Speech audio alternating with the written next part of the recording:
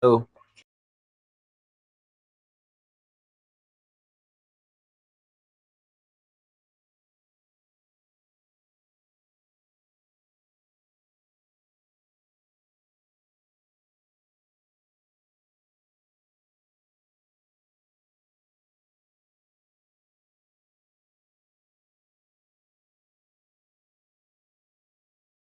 oh no.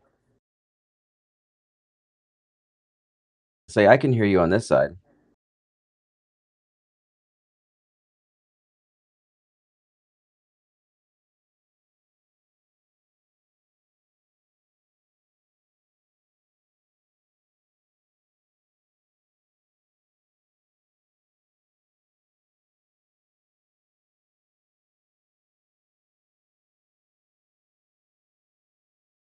Comment. It happens.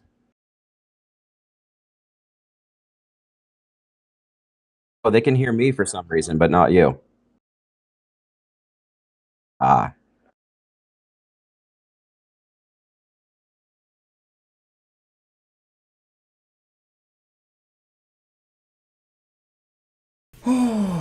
Okay, you guys should be able to hear me now. Let me know. Let me know if you can. Let me know. I'll wait for a thumbs up before I get too far. Oh man. We should be okay. I'll just. Yeah. Yep. All right, everybody. Oh, I see a thumbs up out there. Somebody. Okay, thumbs up. Yes. All right. Anyways, thanks everybody for joining us on the workbench here. This is the first live stream we've done in a few weeks because life is busy and live streams are not guaranteed, but I try to keep things going. We got Jordan in the chat here. What's going on, Jordan? Hello, George. Oh, goodness gracious. Who else is in here? Yeah, a lot of familiar faces, so that's nice. Stuart, how's it going? Thanks everybody for watching. Appreciate everybody tuning in. Before we got started, I forgot to plug my microphone in, so I'm the idiot, actually. As much as I like to blame technology, I can't. But with that being said, this is my buddy Jordan. Welcome, Jordan, our first guest here on the live stream, on the channel. Jordan has a channel called Combustion RC. Make sure you look him up. I came across Jordan when I was looking to get my first race buggy, and I came across his channel where he had a build series on the Tekno EB48 2.2. Reached out. I realized we have very similar connection to kind of the Midwest up here, northern Wisconsin, Minnesota area, all that jazz. So I guess I can leave the introduction of Jordan to Jordan himself, if you don't mind saying hello to everybody.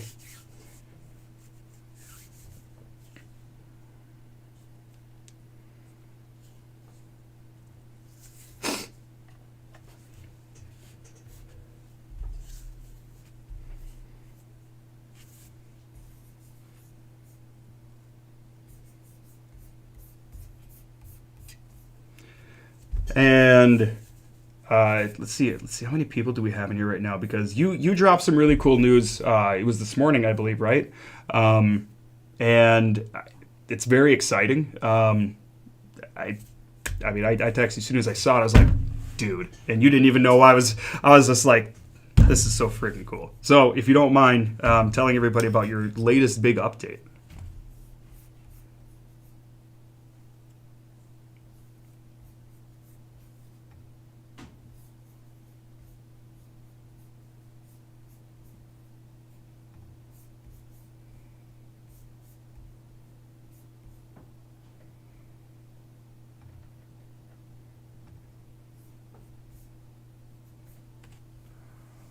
Oh, all right. If it's not one thing, it's another. The people are saying they can't hear you now. Oh my goodness.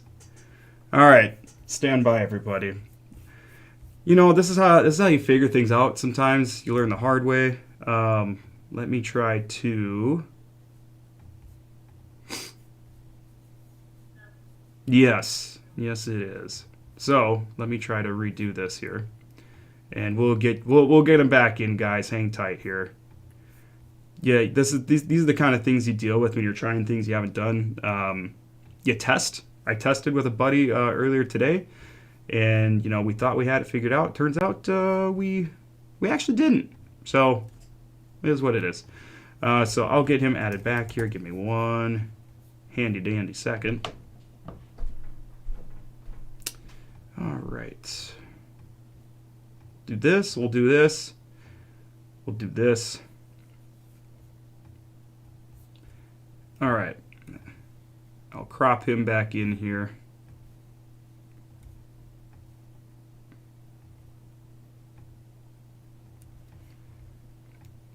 Try not to show you guys these little things as I have to do them, but Is it all right, now you guys should be able to hear them.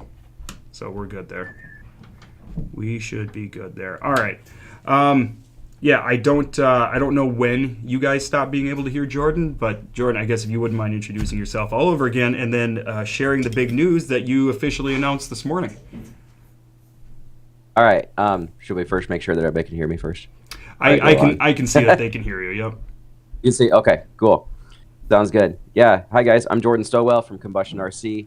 Been in the hobby for 16 years. Off-road, on-road, oval, you name it, I've done it. I like anything that's RC and goes fast. And the big news he was talking about is, as of this morning, I actually just signed with Sworkz to be a factory team driver for them. Super exciting. I've always loved their products. I've had friends who have ran them for years, and got to run some of theirs a couple of years back, and just really enjoy the product. Great quality. Also just signed with Sworkz USA for their servos, and re-signed with Leadfinger Racing. Yeah, it's a lot of great companies there. I've heard nothing but good things about Sworkz products. I've never gotten to drive one, or I don't think I've ever even seen one either. I know a couple people that have just been announcing that they also were able to sign with Sworkz for their first deal, or their first chassis brand, or whatever the case may be. So that's pretty exciting. Hopefully someday I'll get to check one out. But having other companies like Leadfinger and Sworkz too that have been around for a long time, like that's wild. Oh yeah. Sworkz I've ran since 2015, and I swear by their products. I've never had any problems with them. I've even submerged ones that aren't supposed to be waterproof and not had any problems with them. So that's a testament, man. I know a lot of people really talk about their quality, their fit and finish. I mean, I know somebody that's built X-Rays and has built Sworkz, and they were a lot more impressed with the Sworkz, which is it's interesting, because X-Ray has such a good reputation for that kind of stuff. Sworkz took the X-ray quality and then took it up another notch with just some of the little intricacies they do with a lot of laser etching on their aluminum parts and whatnot. Yeah, they look great. They look great. I think I'm going to check one out for the first time this week, and I'll have to convince somebody to let me drive it. But I've done damage the last couple of weeks, so we'll see how that plays out. In front of me here on the workbench is the B7. I know you guys can't see it right this second, but I have the differential out. I had the grease draining earlier today because it takes a long time for that grease to come out. So we're gonna replace the diff fluid, re-grease the O-rings, maybe drop a couple drops of bearing oil, put the diff back together. Otherwise, that's really all I got going on. Otherwise, I'm gonna put some glue on some new tire sidewalls and maybe break these in Saturday morning and race with these. I don't know. One thing I'll mention in my next video is I've noticed that I have these J Concepts wheels and tires that they like to break. And I don't know, maybe Jordan, you can tell me. Is this a pretty common thing that you see here? I don't know if you can see it when I peel it back. Yeah, there's that broken piece. I've had a couple sets that actually do this, front and back. What was it again? I have... Video bigger. Nope, yep. So I have wheels. This is the second time it's happened. I got wheels right here that look cracked, but then you peel it back, they're actually broken. And it sounds like this could be a common thing, I'm guessing. Yeah, I mean, I had a inner one split on me last week, but that was after like 6 or 7 race days. But on anything I've had, I can't say that it was any particular brand because I've had J Concepts, Gravity, Proline, AK, you name it. If it's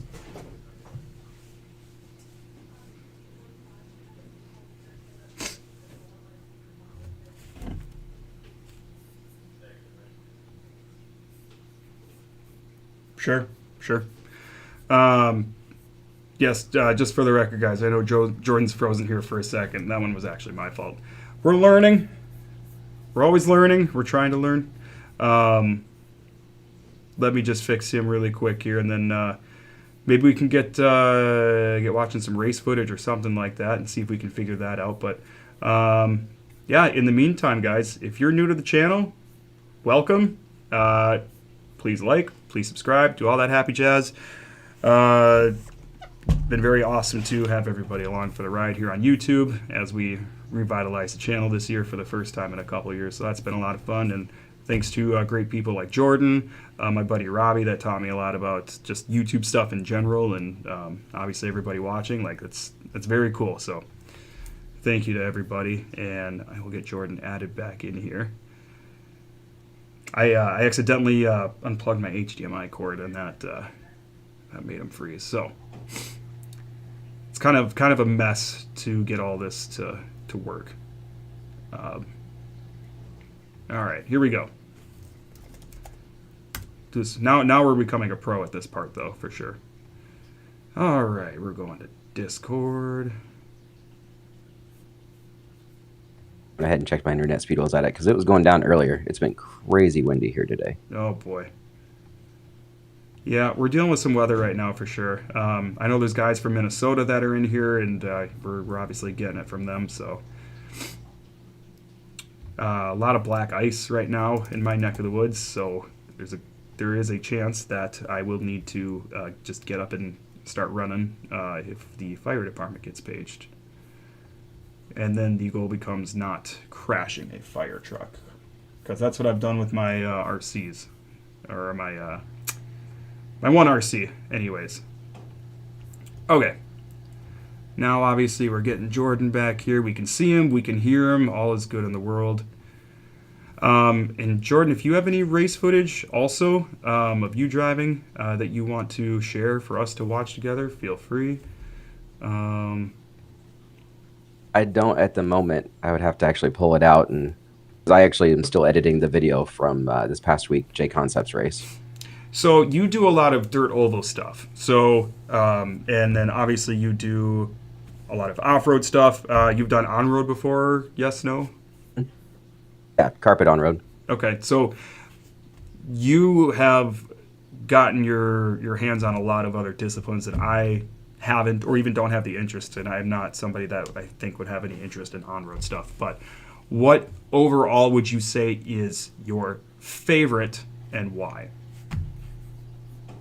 Ooh, I mean, hands down, off-road is just because, you get to turn left and right, and air control is a huge factor of it. And if you don't get that, that's the difference of the podium or not with in-air control alone. But when it comes to oval, it brings in a whole other aspect that I never really thought about, because I've always been, you just go fast, turn left, there's nothing to it. Mm-hmm. But the independent corner-to-corner suspension adjustments makes a huge difference. It makes it a little bit more tricky when you're, got it drilled in your head that when you do to one side, you do to the other. And that's fun, but also the fact of the matter is with oval, you're turning 4.5 to 5 second laps, and if you make one mistake, you're a lap down, sometimes 2 laps down, and then you got to try to work your way back up. So it brings in a whole other aspect that actually makes it fun that I never really realized was even there. Sure. What does 2026 look like for Jordan? So obviously you signed with Sworkz. What classes are we running? What are we looking at getting for cars from them? So we'll be running 8th scale E and Nitro buggy for sure. And then when it comes, possibly Truggy, we'll see about that. But for sure running those. And then going to build a 2-wheel drive bug that's going to start out as a street stock, just because wintertime down here, there is nowhere to run that's off-road. It's all dirt oval that's indoor. So be doing that. And then there's another thing that I'm working on at the moment that I can't really say, but it's working with a one-off manufacturer to see about actually getting Sworkz into a class that it's not in currently. Ooh, okay. Well, that sounds pretty rad. So it'll be a 90% Sworkz car and 10% of particular oval chassis. Would you say that Sworkz has been, they're really trying to expand their race program regionally in 2026? Definitely, for sure in the U.S. in general, because they're huge in Europe. I mean, Sworkz is one of the biggest names in Europe. So Sworkz and X-Ray are kind of like the Losi and AE of the U.S. So Okay. it's just one of those things where they're just starting to really get into the American market over the last 4 or 5 years, and their product is such a high caliber that it's just a matter of time before it blows up into something that like Associated is here. Okay. Yeah, sure. That totally makes sense. All right, I'm getting some, and I think this is going to work, I hope. I'm getting some race footage pulled up here. So this will be from the last vlog that I had at Dollar Hobbies, and I will make sure that Jordan can see this as well here. I got to send this over to him.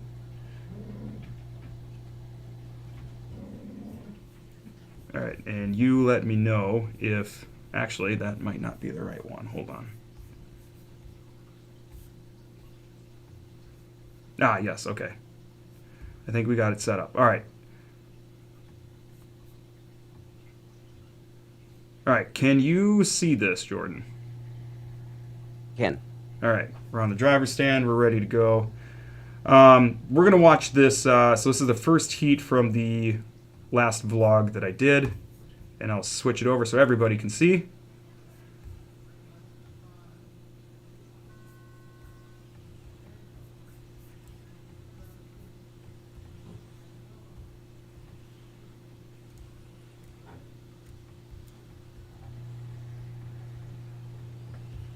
Yeah. I know Jordan's a little off camera, but I'm working on it here, guys. There we go.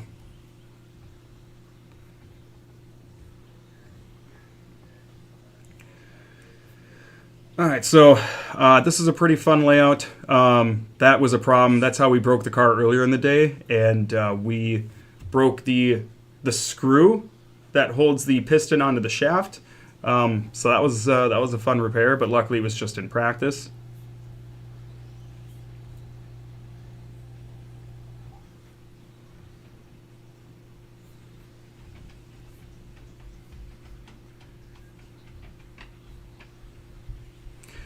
And I felt like this was a weekend where I felt a lot more comfortable with this car than I really had before.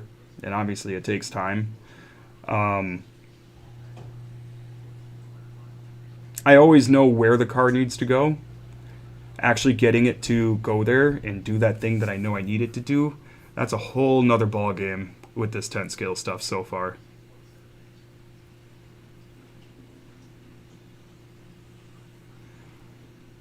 This is far from my best run of the day, for sure, and here's a really good example of that.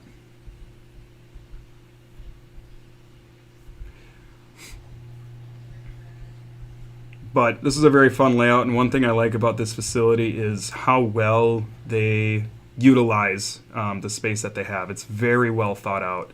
The driver's stand is nice and tall. There's no real blind spots I've ever experienced there.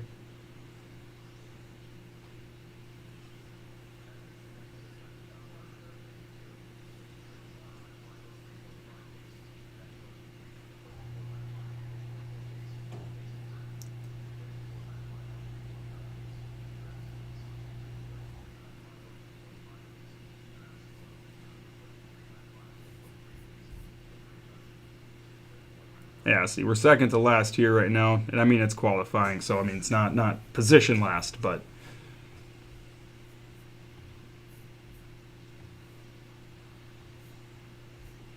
oh yeah, my bad. It's Toy Box, not Dollar. I'm an idiot. There's a lot going on. There's a lot going on.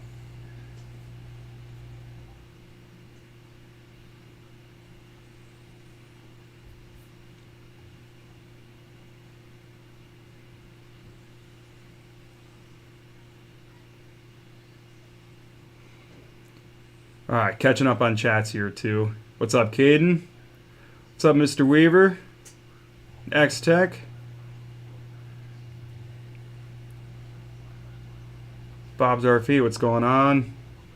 CM218, why run a slipper in stock class? I I don't know, to be honest with you.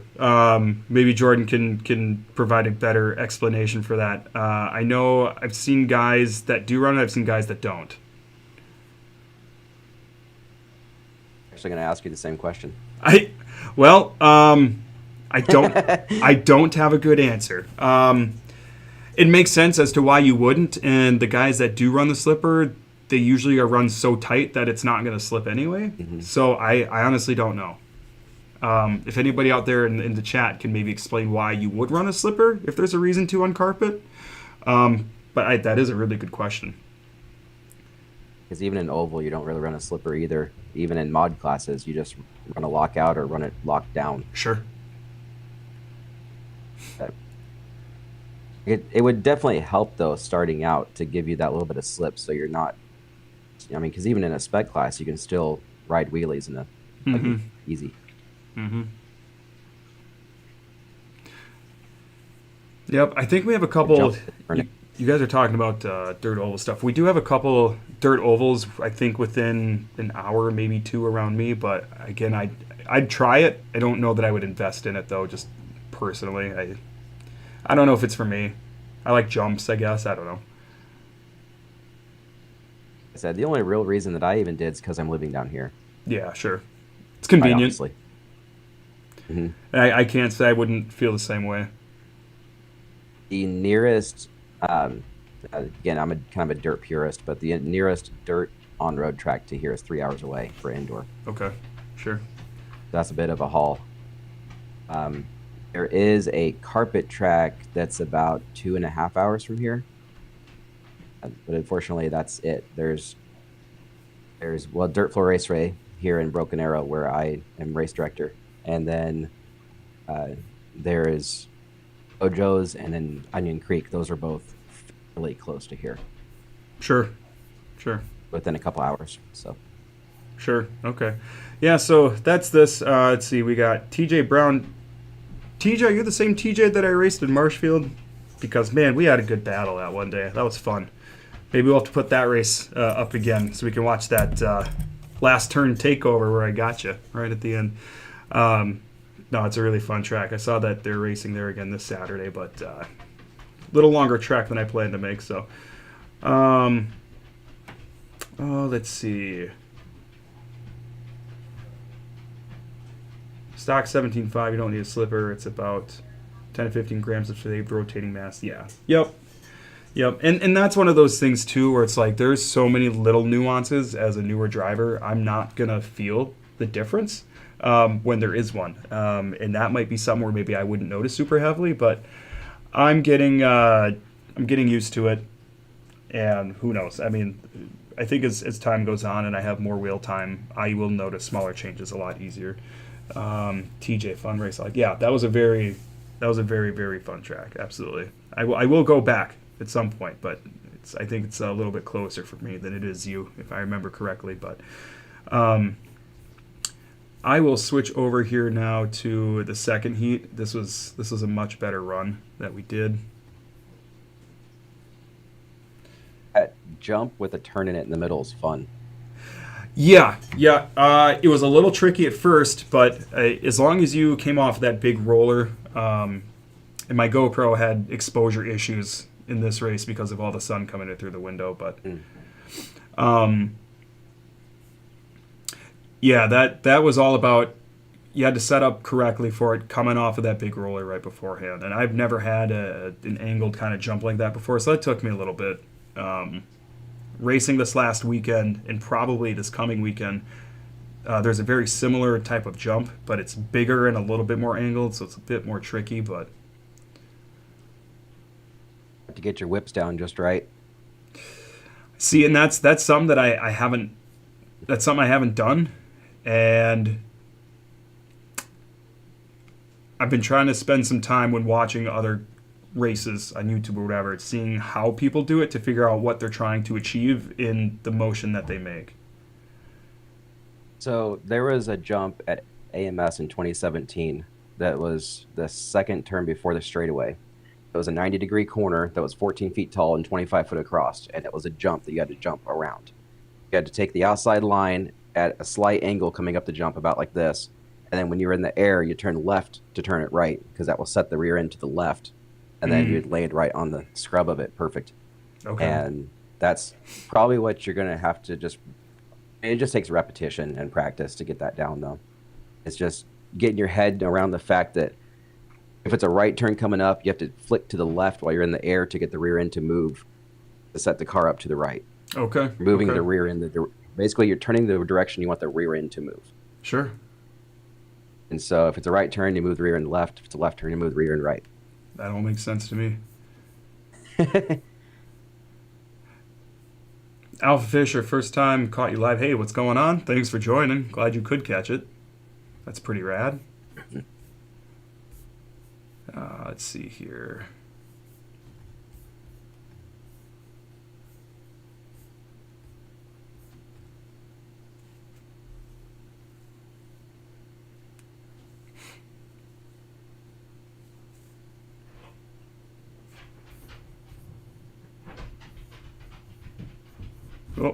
Oh, the screen went wonky, guys.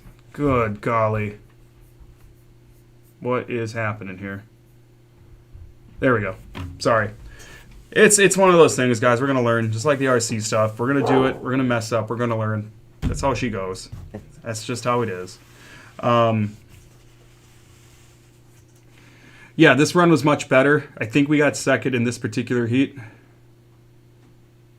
And this felt like a really, really good run. I was really stoked at this. As long as we weren't over jumping, going up onto that plateau or coming back down it. It went pretty good. And here we're in first. And one thing I noticed on these like 3 little rumble strips right before that last turn, if you hug that inside as you come around, you can jump over that second one.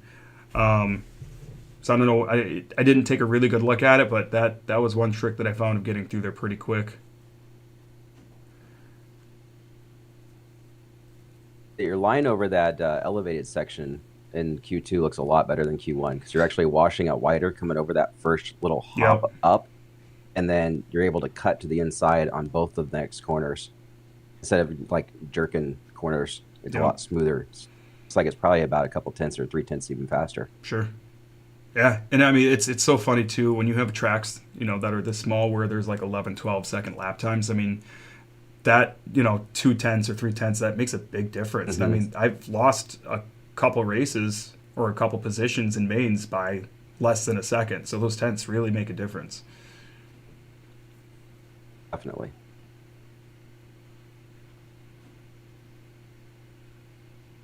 Was like the J Concepts race in Street Stock this past weekend. I was 1 to 1.5 tenths off of the pace, and I ended up 5th. Okay. I wonder. So it was very, very tight. Did anybody, or did J Concepts, or did anybody stream that event? We streamed the mains until the internet dropped again, but I've got it all the mains are on video, so I just got to get it edited with the sheets in between each one as well. Sure. Yeah, next time we do this, we'll make sure we can pull something up for some oval too. Is there anybody in the chat that does oval? Let us know, and let us know what you're running, what your chassis is, all that jazz. Yeah, this run was much gooder than the first, for sure.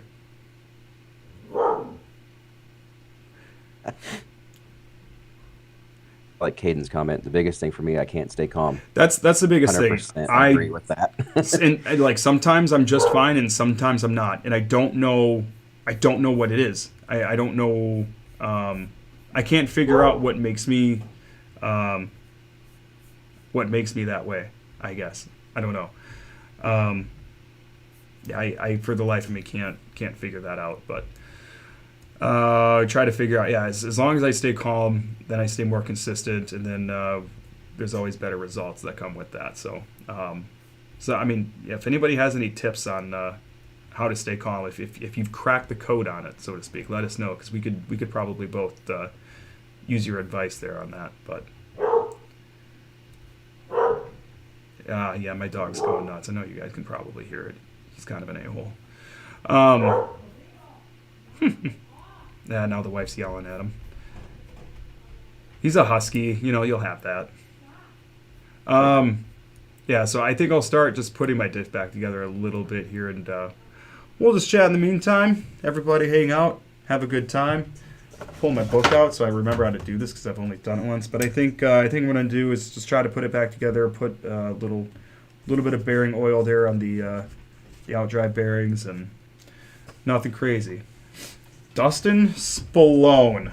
Spallone, if you are in a position to hop on Discord, let me know, and we'll get you throw in here. Just let me know. If not, that's okay too. Whatever works for you, brother. I know you've had a day. X-Tex, how to stay calm? Practice is the only way. I don't know. I don't know about that. If I have caffeine, that is the only way I can stay calm. I feel like that's counterintuitive. All right. Dustin's going to hop in Discord. We're going to get Dustin in here too, and we're going to... Oh, I think he's online. We'll take a minute to get him going, get him joined in. I got to see if I can add him to this video call here with me and Jordan somehow. Just got to figure out how Discord works, that's all. Let's see. But yeah, I guess in the meantime, any oval guys? Would love to know if anybody's doing oval. Let's see here. Ancient Outlaw Raider 1. Just getting into RC racing with my son. We have not bought cars yet. Trying to learn stuff and figure out what cars we want. I'm thinking of getting the new Raller. Oh man, I don't even know what this brand is. Rollarlo SPK10 coming out in a few days. You know anything about that, Jordan?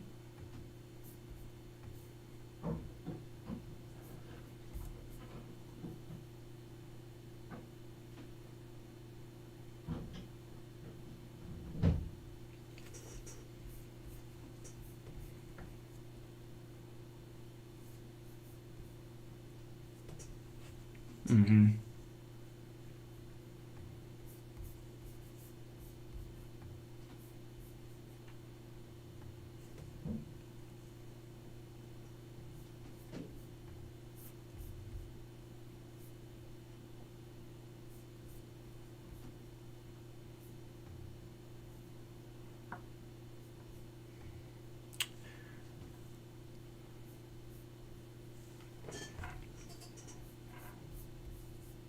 Oh, I don't think they can hear you right now. Hang on, Ancient. We'll get you in a second here.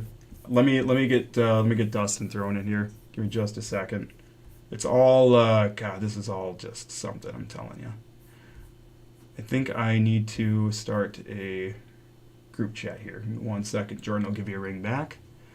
All right, guys. We're getting it figured out. We're trying to anyway. All right, so this is what I need. Create a group chat with these guys. Start a call. Bada bing, bada boom. All right.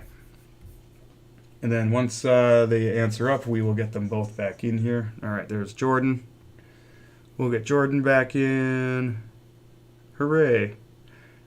Hi, Dustin.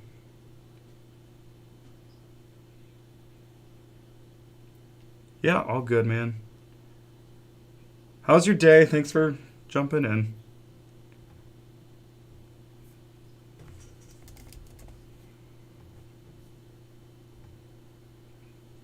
Perfect. All right.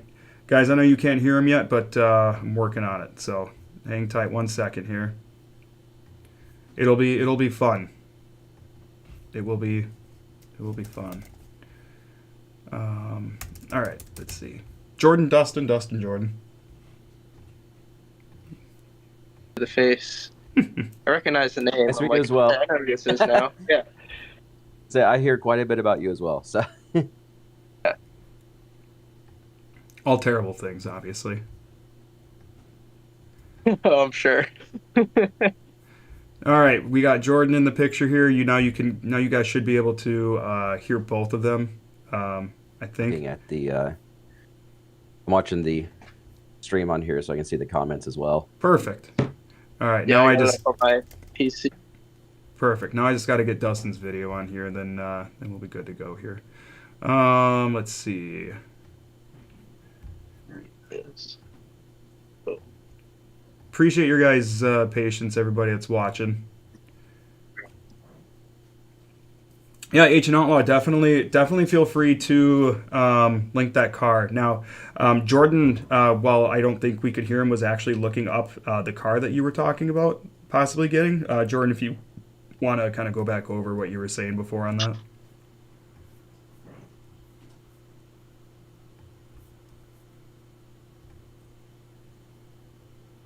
Oh, can you hear me, Jordan? Can you hear me, Dustin? Okay, that's good. Hello, Jordan. See, if somebody can't hear me, then another person can, and it just goes back and forth, I guess. All right, everybody, here's Dustin Spallone. Jordan, can you hear me? Jordan! All right, we're doing great, guys. We are doing great.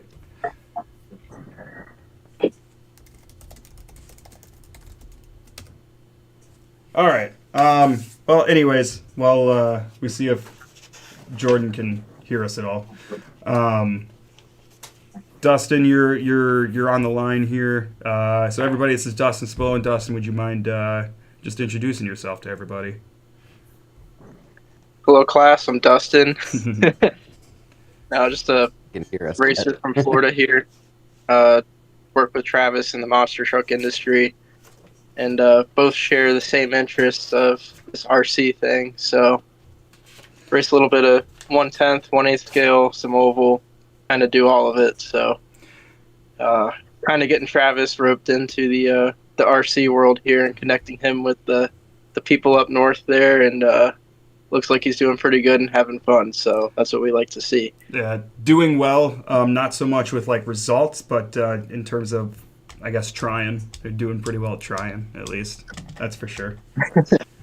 No, you're on the right track. You're doing the right steps. So working on it, man. Working on it. Yeah, so Dustin's been a big help in getting me started just with advice and setup and what he recommends and all that. And it's been super nice. And the setup that I used, granted, I didn't have anything to compare it to, but it was really tricky at first. But once I practiced and got the hang of it, we're starting to get figured out, starting to get a lot more comfortable here as time goes on. So, yeah, that's been good.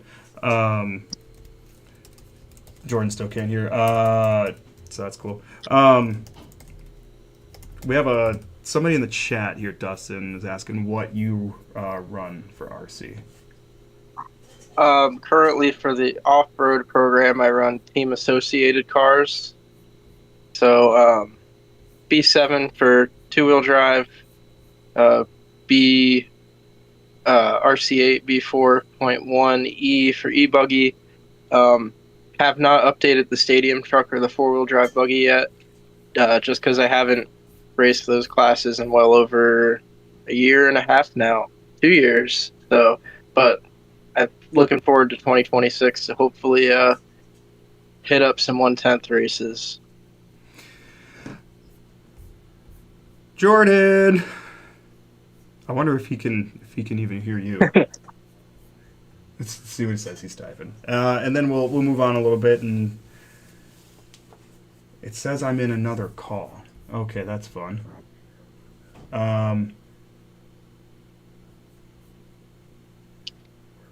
It says Jordan's muted.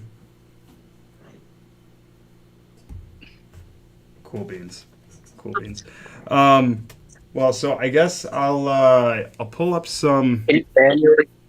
Trav, just maybe try to manually unmute him since you're the group call creator. I wonder if it'll let you like tap on his thing and maybe. I muted myself because I couldn't hear Travis, and so I was messaging him. Oh. Okay. And you still can't hear me, huh? It was even not showing me his video. Now it popped up though. My video was off for some Can't hear reason. him. I can just see him. Well, that's really neat. That's very, very exciting. Hang tight, everybody. We'll get there. Let me end the call and restart it here. We're doing great, guys. This is awesome.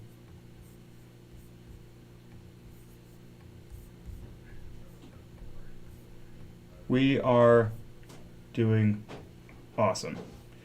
Okay. Is this any I'm not better? sure about the X-Ray XB22, but this was the 25, and it was an interesting one to get set up. It's not like loose dirt whatsoever. Is that a street stock or like a late model? What class do you guys run Now I up there? can't hear anybody. Oh man. Do we all leave and come back?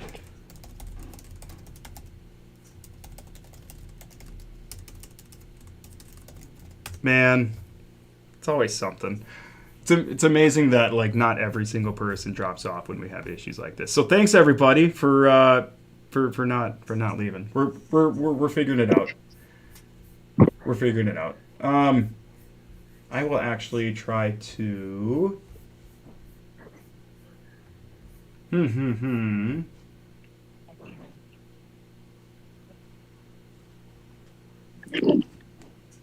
Yeah, I don't know. So I guess See, Kitty RC. Is it a carpet car? It's a carpet car. Okay, same thing Travis does. yeah. So Find some older X-ray setups. I know they're out there. oh yeah.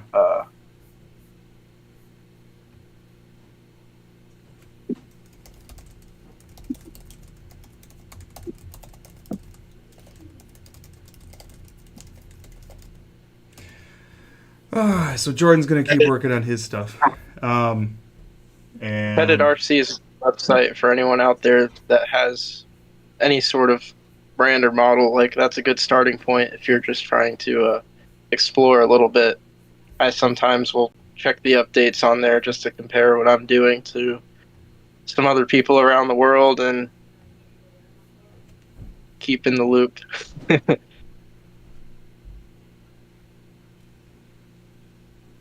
All right. So what we'll do, just to change it up a little bit and do something different with the streams. Jordan, can you hear us now by chance?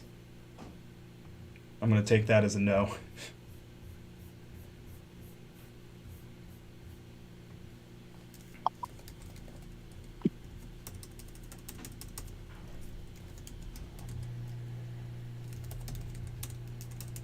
YouTube back. There we go.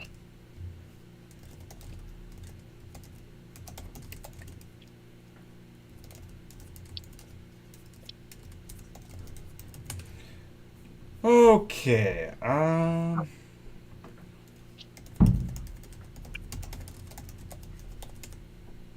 right. We're going to try to change it up a little, do something a little different, and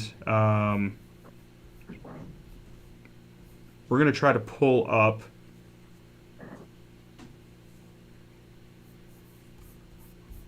We're going to try to pull up some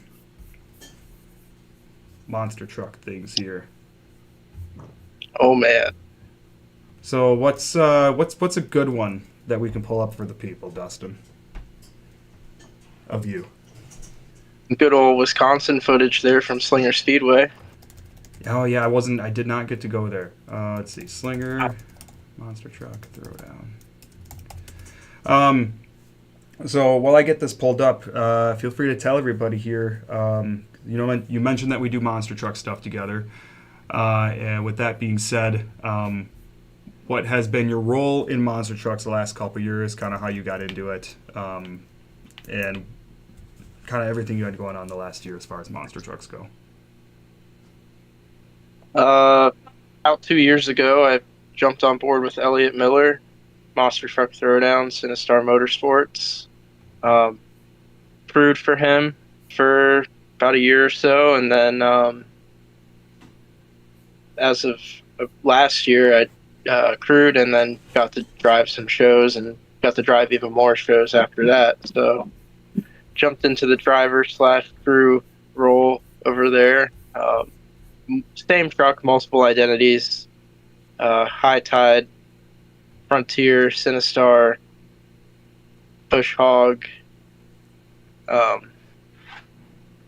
It was a fun past 2 years, but before that, just kind of jumped around different teams, helped out when I could, crewed where I could, did some Monster Jam stuff, and just kind of found my way to the right place, right spot, and got to go up to the Midwest for a little bit. Yeah, we had a pretty good summer. Very busy for sure, but that's just typically how it goes. Jordan, can you hear me? Yep, I got you all now. Hey, woo! Start my Discord. Yay. If you leaving and coming back fixed it, then at least I know that it wasn't something I royally screwed up, at least. So I'll take that for sure. So I've got some footage pulled up here of Dustin driving the Frontier Truck Parts Sinistar in Slinger Speedway from, I believe that would have been September? Yeah. Yes. All right, here. I think it's after this. I believe this was racing. Yep. Yeah. Yep. Yeah, I was bummed I had to miss it because I do like going to Slinger. I don't remember what I had going on.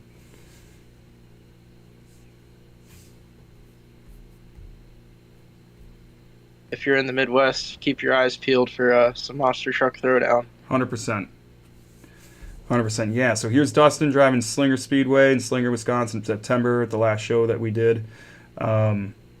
Dustin's pretty new to this, and he's definitely more of a natural than what a lot of people are the first time they drive, 100%.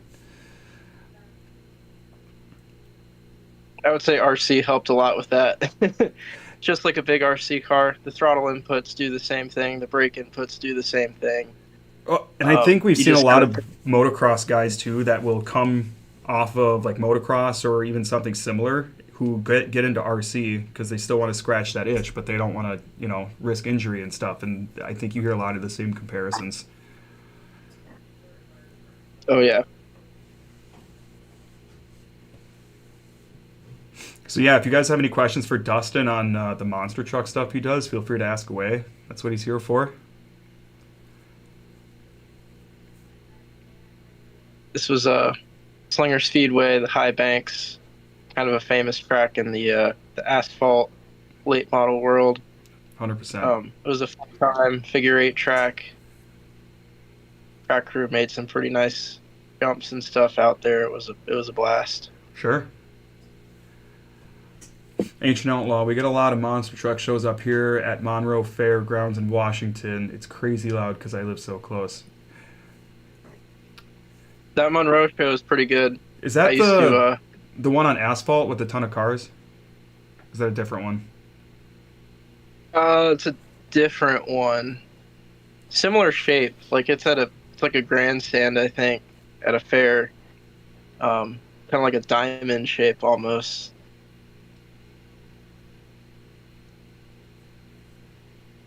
But they have a crazy tough truck. I think that's the show that has the crazy tough truck track every year. Like there's people with like full-on military 6-axle. Is that the one where Cretan hit the transformer? I believe that's that one. Yes. Most excellent. I think so. Most excellent. Levi Scones is in the chat. He says, blah! And if you've been watching the channel, you might be familiar with blah! It's just a thing. There's no explanation for it. Almost looks like Freedom Factory. Probably a little bit smaller, but, I mean, yeah, I think there's some comparisons. Sure. It's smaller than Freedom Factory. The track surface for oval, I believe it's under... I want to say it's a quarter mile. I'll have to look it up, but it's actually pretty tight. It's fast, it's tight, and it's very steep. Over 33 degrees of banking. It's steeper than Bristol for people that follow NASCAR. It is steep, man. Yeah, it's pretty wild. Jordan, have you guys been to any monster truck shows before? Not in several years. I used to go to the monster truck and tough truck shows back at the Capitol Convention Center in Springfield, Illinois, growing up all the time.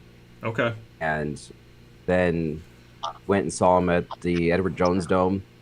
I kind of quit doing them around that area though, and then I just never had gone to anywhere else that we lived. So, Sure. but I've always been curious, and being as though you've driven one, how do you do the four-wheel steer? Is it just like a steer bar on the back somewhere, or is it like a separate small wheel, or It's just a toggle switch. just a toggle switch?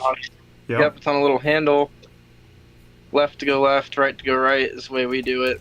And then there's a separate little switch that will shut your self-centering off. So that way when you want to do a donut or something, you just hold it for a few seconds and the rear steer will just stay locked to whatever direction you point it. So a lot of times we'll do a donut and do no hands or take the steering wheel off. Being that it's hydraulic steering, everything will stay locked where it's at, and you can just sit there and hold the throttle and it'll spin. Why not use standard steering instead of hydraulic? You know, just build up those muscles. Yeah. I mean, if your power steering goes out, you don't really have a choice. You blow a hydraulic line or something, or the pump goes out. Yeah, for sure. Now, Dustin, this is from. That big, you have to be looking. Oh yeah, that's why Jimmy Creighton's so strong. No power steering. Now, Dustin, this would be your first show, right? Your first freestyle in front of a crowd? Yep. And this is Gray's Lake 2024? Yep, the first time in this truck, too. Because the first time I drove was the old Barthel chassis, Little Miss Dangerous.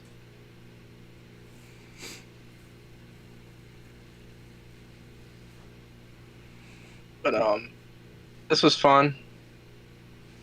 It was kind of weird. You're just kind of winging it, getting the feel for everything. I had no clue what things were gonna do. I was just kind of feeling it out. X-Tech, do you get orbital feedback, or do you get feedback on an orbital valve steer? Luckily, there's a blow-off valve that takes care of that, right? Yeah, it's very minimal. I mean, you get a little bit, but it doesn't like yank the steering wheel out of your hands. The suspension takes a lot of it. Yeah, if it wasn't for that blow-off, I mean, you'd have broken wrists everywhere.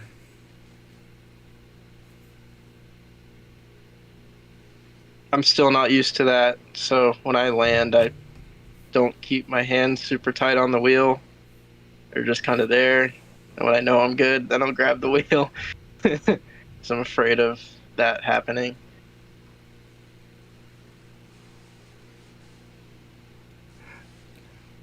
For your first freestyle, I mean, that's a hell of a hit. Like, did that surprise you? That was the smoothest hit of all of it was the bus hits. So Probably because the suspension set up for air suspension then. set up for bigger hits, yeah. That one was a good flat land. I felt that a little bit, but the little hits hurt more. That's our resident superstar monster truck driver there, everybody. Mr. Dustin Spallone. Hooray. Trying to keep up with the What like motor and horsepower is that thing running? That had it's a 565 alcohol blower motor. Like Nice. 1,500 horsepower. We can make more power, but that's about all you need. That's more than enough. After that, you just break stuff. And So you're training Tom Nance. oh boy, well, they break enough stuff without extra power too. That's for damn sure. I'll get my little taste of it come Milwaukee Monster Jam here at the end of January. Go do some crewing. Nice. Yeah. And again, in Another Green good Bay. team there. Yeah. Yep. Yeah. Actually, at the last video we were watching at the end there, the Polar Bear came out, Kylie's Frostbite truck, and that is going to be running as Sparkle Smash for Monster Jam first quarter. And her teammate will be running the Classroom Crusher, the school bus. How much torque, asks Spectra. I don't know that I've ever really heard a solid torque number. don't have an exact answer. A lot of it depends on how grippy the track is. I mean, it's similar to RC. Like when you're on a nice tacky play track, you're gonna rip wheelies and stuff. But if you're on a loose track, you're kind of just, it's a numb feeling and you're kind of spinning wheels. So don't have an exact number, but can change gearing.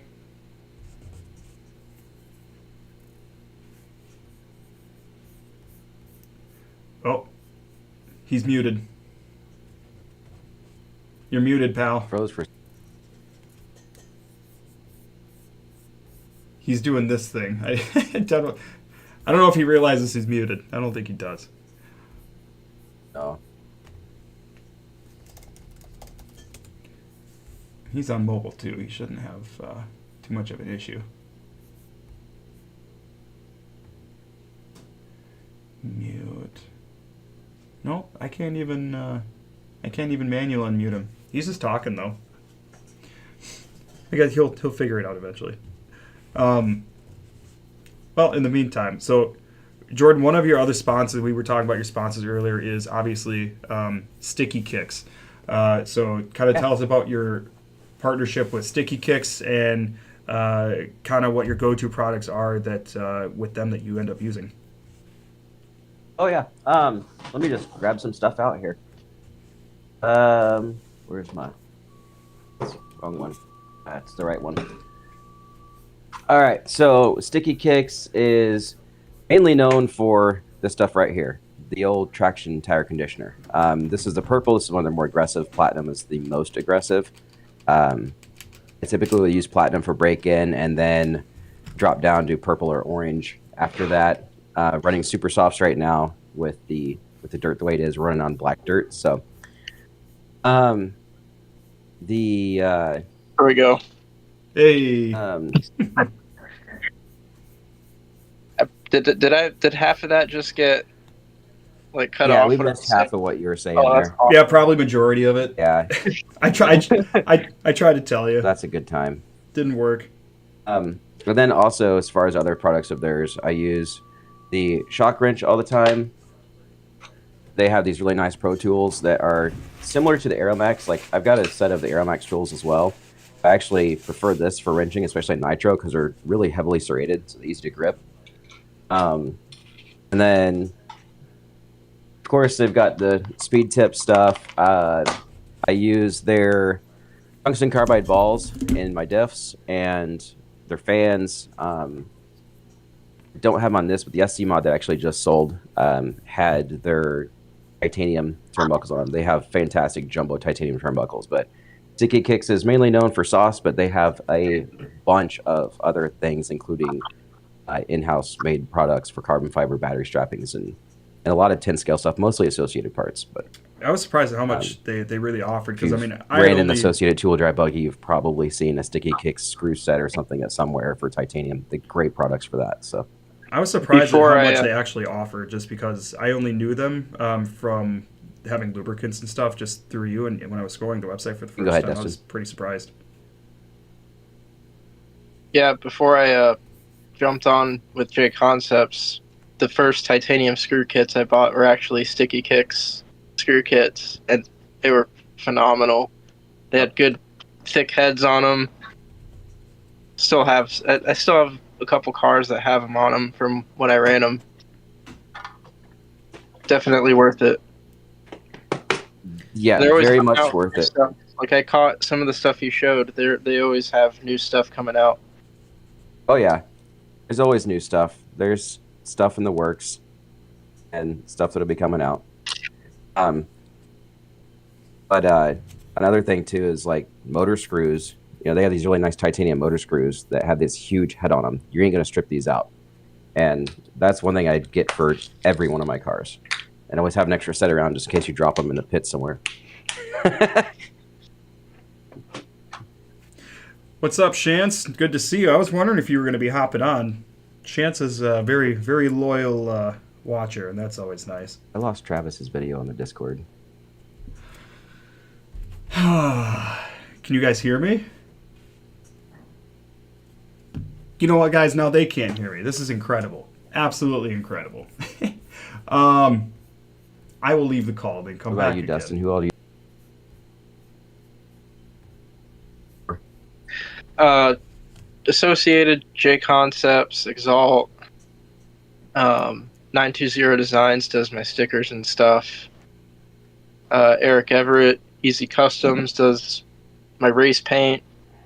Have a smaller up and coming guy here in Florida, Gene Trout, SJ Racing. He helps me out with some kit stuff. He does kit builds and race services, so I try to help him and promote his business as well. Awesome. Yeah, just those are kind of my core ones. Been with them for a while and don't plan on going anywhere. Hey, man, I've been with Sticky Kicks since 2014, and if you include the band before I went back to college, I've been with LFR since 2016. So. Oh, Yeah. nice. Yeah, LFR actually knew Chris pretty well. He's from Florida here, so He's a he good used guy. to be very involved with the races down here. I know now he's just kind of doing bodies and stuff, but Yeah. he's good. He does good stuff. Can you guys hear me now? Yep. Okay. What the fuck? Maybe Discord isn't the way to go for these in the future. I don't know. Yeah, Chris, I think I posted my tekno build in like a tekno chat or something. And he actually like DM'd me or something and asked for my address, and he sent me a ton of LFR stickers, which is really cool. He seems like a nice guy. It's the only interaction I've ever had with him, but Oh, dude. Actually, yeah. So I say, as far as Dustin's Exalt motor, I actually just ran an Exalt motor for the first time in September. I went to a big dirt oval trophy race down here in my SC mod, and I completely melted a stator. And one of the guys there was like, I got the 7-turn Exalt. I was like, sure, I'll give it a shot.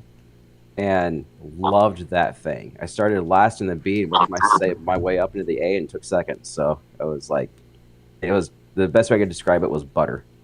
Just like butter. It was so smooth. I don't have anything to compare to, but I mean, I have the Exalt Phoenix Silver 17.5 in my B7, and I like it a lot. If they had, gosh, because do they make 8-scale motors? I guess I don't remember. Yeah, I have it in my e-buggy. It's the XLR or XLR, they call it. Let's see, what's the full name on it? Anyway, did they come out with it more recently, or they always had 8-scale motors? They've been out end of 2023 is when the 8-scale motor kind of surfaced, and then it was officially beginning of 24.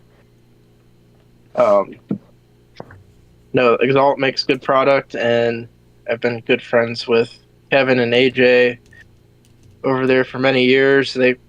AJ's kind of one of the guys that got me into off-road racing to start with. I started with one of his old cars, so part of it's a personal relationship, but regardless, I would probably still run their product because it's just well supported down here, and it does what it needs to do.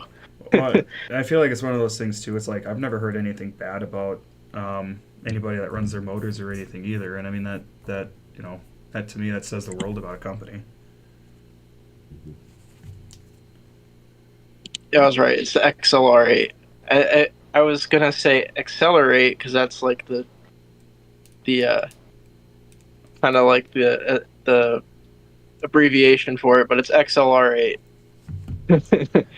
So speaking of Exalt, Dustin, I know you ran that Exalt Elevate race this last weekend. There were a lot of big guys there. I know the Fullers were there. Ryan Harris was there. I mean, there were a bunch of guys there that you were running with. So tell us about your weekend at the Exalt Elevate race. It was a good race, a good event put on by Lance with Elite RC, Florida RC Championship. They always put on good events and compacted into a one-day program. We had over 200 entries and had 2 rounds of qualifying and double electric mains and 25-minute nitro mains, and we were done by 10 p.m. So, action-packed day of racing. Went smooth, but at the same time, it didn't feel like it was rushed. It felt very laid back. Atmosphere was good. That race has turned into like the year-end hangout reunion race for the Florida people, and now there's people coming in from everywhere. We had obviously the big name guys were there, but there were people that came from the Carolinas and Georgia and Alabama, all around the Southeast, just to come hang out and race at this race. But it was stacked. The Fullers, you had Nate Sutherland there. Then the Florida Fast guys, you had Julian, Gabriel Santiago. He's putting in work. He's on a streak now. I saw him dominate at the was it the AMS? Or no, Fall Brawl. He did. He was Fall Brawl. He had a really good run at Fall Brawl. The week before that, they were over at Mills Pond, which is my local track, and he dominated there too. So, but he's putting in the work. He's got those Tekno cars working really good.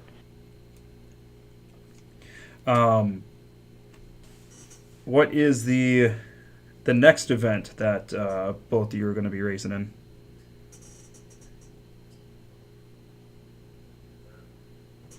Let Jordan go first. Okay. Switch it up. Our big one was this past weekend with the J Concepts Winter Nationals, and we had over 200 entries as well. Started at 10, got done at 10:45, so not bad for 215 entries as well. So, the next race I'm going to be running this Saturday, and then off for a couple weeks, but mainly just weekend warrior stuff here at the track I race direct at. So, nothing big as of yet. So once kits start getting in here and getting them built, that'll all change rather quickly come springtime. Plan on running a lot all throughout the Midwest, and then I really hope I can get on AMS before it fills up this year. I know this past year it was 30 minutes, so it's like that's one of my favorite tracks ever is AMS. Yeah, that's a bucket list one for me. Hopefully one year I can make it. You haven't been there? Never been. No. Oh, dude. It's so weird because you get there and you want to throw the book at your car because it's like the surface of your desk, it's like that slick when you get there because they vibrate, roll it in, and so it's like super slick. At the end of the first day of qualifying, there's so much rubber down the line that it's starting to come in, and then the second day of qualifying, it's like money. And as long as you don't get off the groove, it's a 2-3 car wide groove, and you're just ripping and gripping like crazy, and so it's fun. Just don't get off the line, or it's gonna be like ice. So that's what makes it fun because you have to hit your points. Yeah, it always looks like it grooves up really good. Mm-hmm. Only year I didn't really have fun was the year they had Quad Nasty. That was a 46-foot gap that's essentially like 18 feet in the air. Oh, and boy. Me and a bunch of pro guys, I know, talking to Lutz at one point, he's like, yeah, I popped in the ESC during practice because like it was such a pointed lander that if you capped it, it would actually flex your car and compress the plates inside your ESC. And so everybody was going out and getting that, I don't remember the name of it now, but the 8mm thick Kyosho servo tape to put under their speed controllers. So, yeah, it was gnarly. It was a blast, but it was gnarly. What about you, Dustin? What's the next big one for you? Kind of gearing up for first quarter for the monster truck stuff. Got some all-star monster truck tour stuff with Sinistar Motorsports in January here in Florida. Probably make it out to a Florida RC Championship in February, I'm guessing. What type of So schedule that does FRCC run? Like, are they like what months do they run, or do they do like multiple seasons in a year? it's an eighth scale series and a 10th scale series, two separate series. They race one 10th scale a month, one eighth scale a month. There's a break in the middle of the summer. I think it's June or July, but there's a weekend in there for a rain makeup date for both series. So, um, let's say the May round gets rained out, they'll run that round in June. If not, then you have June off. So, one race for each series per month. Both races are 6 races because it ends in. I think both series wrap up in October this year. They start in February, wrap up in October, and that's just because after October is when all the big races kind of ramp up. Like they have Florida Carpet Champs, AMS, obviously, your Fall Brawl. There's just so many races at the end of the year that there's no way we'd be able to squeeze them in. Man, I would love to make it to a race time event. It'd be chaotic and we'd finish last and everything, but like I want to go so bad. It just looks so fun. Yeah, I would like to do the same. I haven't been. Wicked Weekend would be a good starting one, I think. Wicked's a good one. Psycho used so. I don't know if they did it this year or not. So Psycho Nitro Blast used to run a 24/7 schedule, and it was the craziest thing ever. Like you're so tired and yet you're so amped all at the same time, and so it was fun. But I'm hoping to hit the Nitro Challenge in St. Louis at Dirt Burners this year, as well as planning on running up there for the Minnesota series that runs in Minnesota, Wisconsin. Yeah, if depending on how busy monster trucks keep me, I would love to make obviously make an MNRC race or two. They come to the closest 8 scale track to me, clearly, so that would be fun. Hopefully I'm not too busy in the summer that I don't get to do a handful of 8 scale stuff at least, because that's what I'm most excited for. Like the 10 scale is nice, but I get to do more of it just because I have more time to do it in the winter. But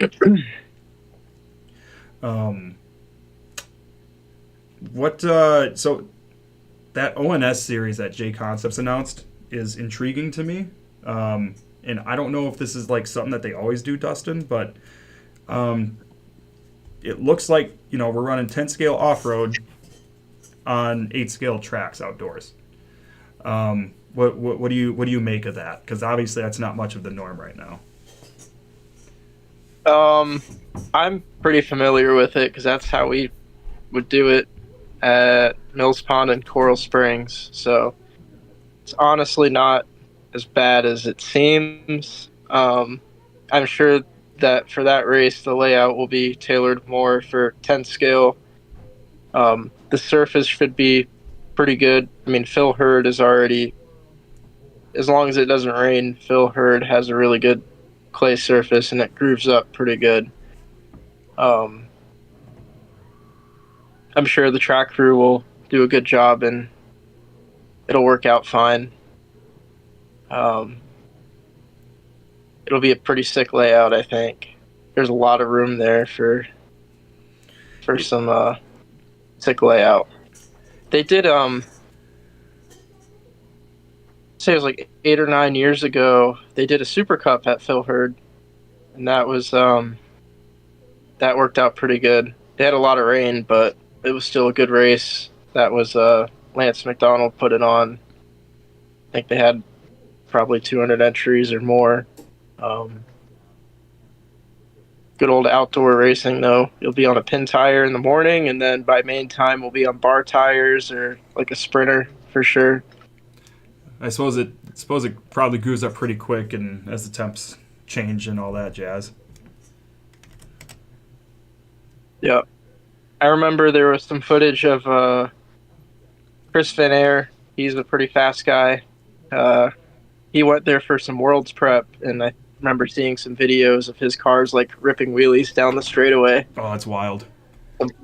Conditions, which is awesome. I've been able to do a couple slap wheelies down the straightaways in my races. That's fun. Got a nice wheelie bar for that. Yeah, carpet, you can do that pretty easy if you're not careful, especially if the track's got a subfloor on it. Yeah, and the tracks that I've run mostly, I think 2 out of the 3 tracks, the 2 tracks I run the most, they do have subfloor, which is nice because it also makes me cringe a little bit less if I overshoot something and land flat. Yeah.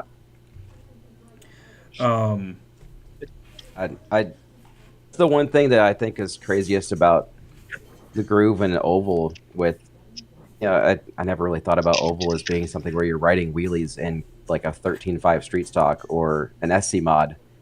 And we're on just black topsoil, but it grooves in so much by the mains that we're literally having to throttle control out of the corners because you're pulling the front end up. It's like, this isn't even clay. Like, what the heck?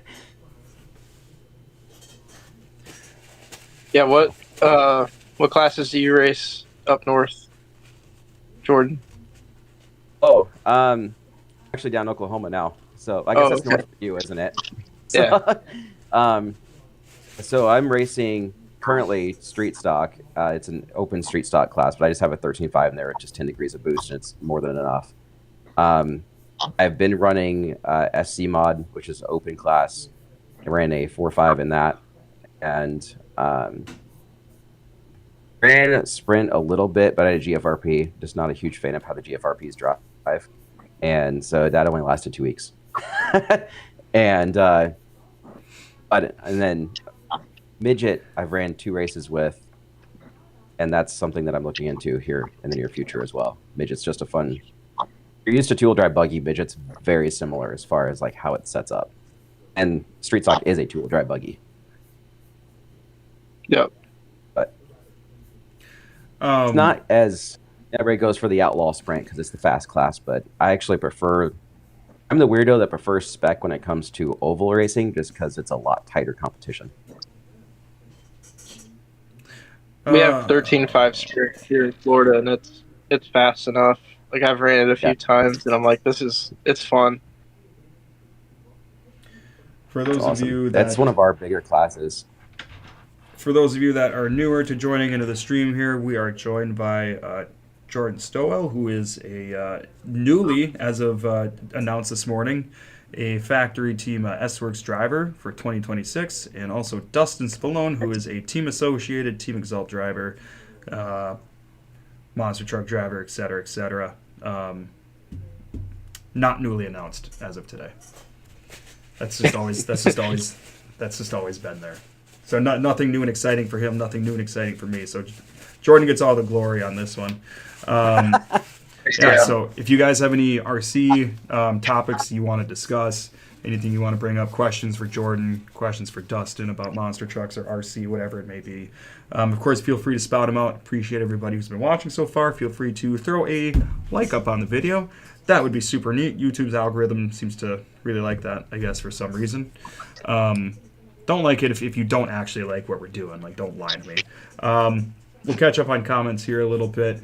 Good internet in the States seems to be rare as clean water and a sewage. Yeah, I mean, I don't know. I have good internet here, but we're doing something new here, and that's been kind of the challenge and the program we're using and all that. So you'll have that. Just because somebody else, I know I answered, but so I'm rebuilding the diff here. 100K. I figured it's been like 8 or 9 weekends with this diff so far, so I'd take it apart, see what the oil looks like. It was definitely darker than new, for sure. So replacing the fluid in that and just put new grease on the O-rings and all that. Put a couple drops of oil on the outdrive bearing, so not doing anything too crazy. Shocks are good. I checked the shocks out a couple weeks ago. Just making sure everything's still free, everything's moving correctly, so I'm not too worried about anything. Just figured I'd put some new oil in there. You should put a 21.5 in your car so we can battle each other. I almost thought about going 21.5 instead of 17.5, and the reason I actually didn't was because of Dustin. Dustin saw the video of the only 8-scale race that we did. And he said, you did just fine with that, so you'll be fine with 17.5. And I'm glad I did, just because I feel like it is a little bit more of a challenge to learn on. And I think ultimately in the long run, that might just make me a better driver, I guess. I don't know. A lot of people say doing 10 scale makes you a better 8-scale racer, and I can't wait. I can't wait for 8-scale. I'm so excited to get back to that, because we only got to do it the one time.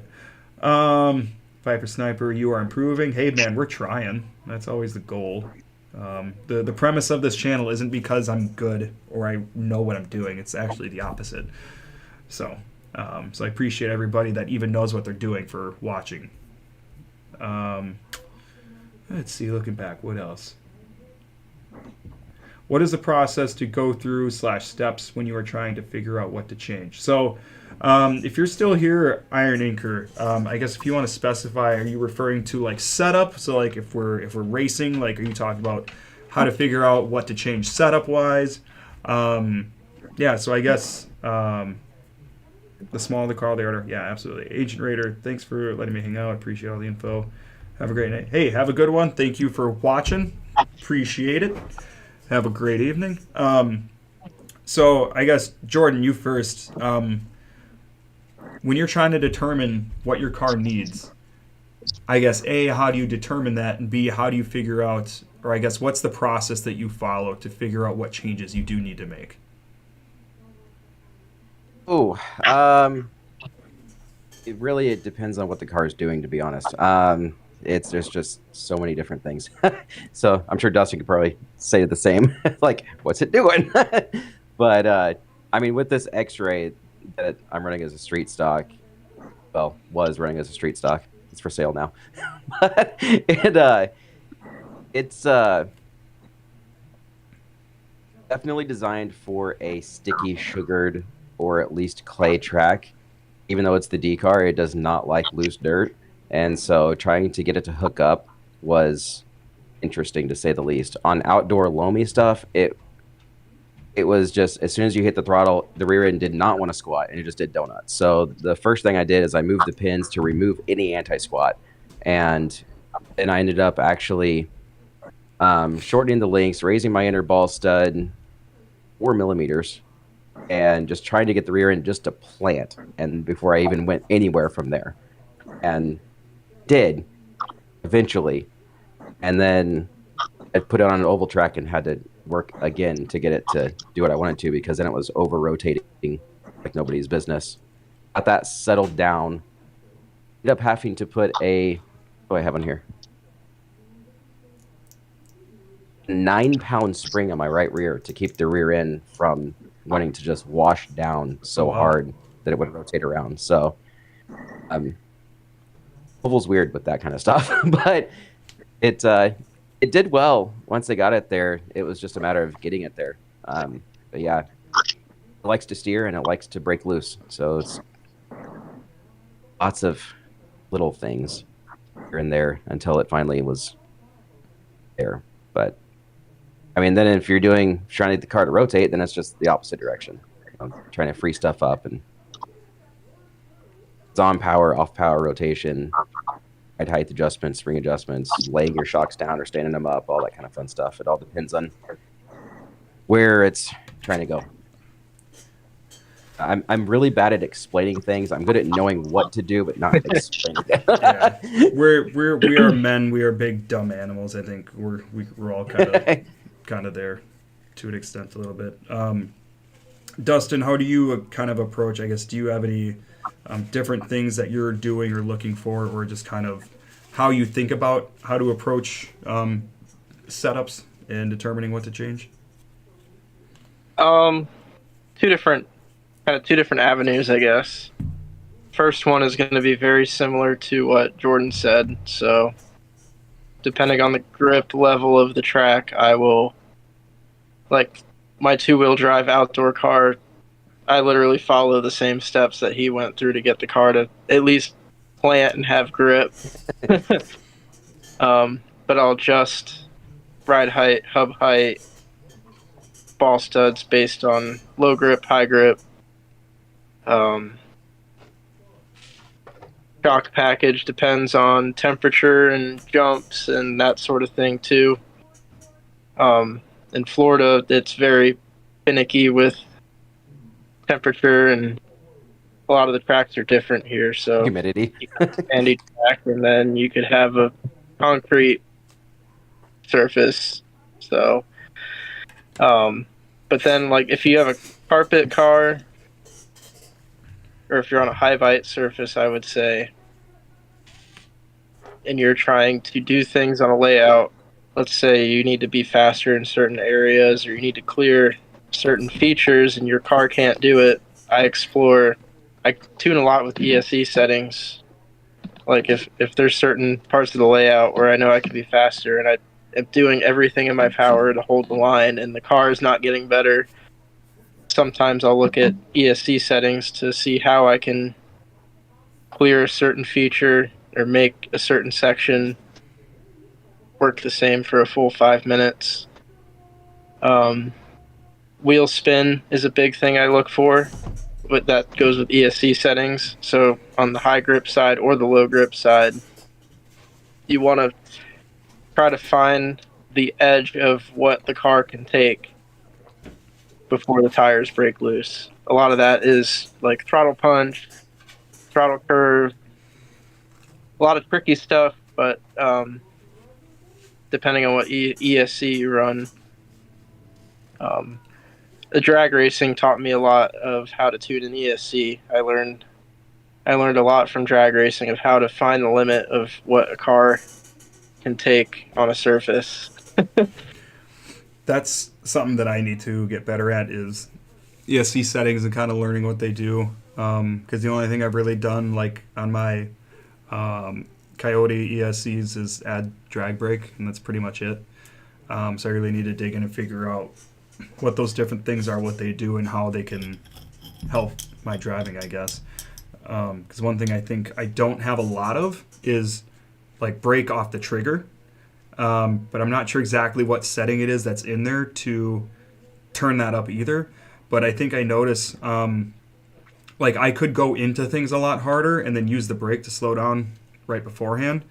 And instead what I'm doing is I'm taking my time getting to those things, because I know I don't have a lot of trigger brake. Yeah,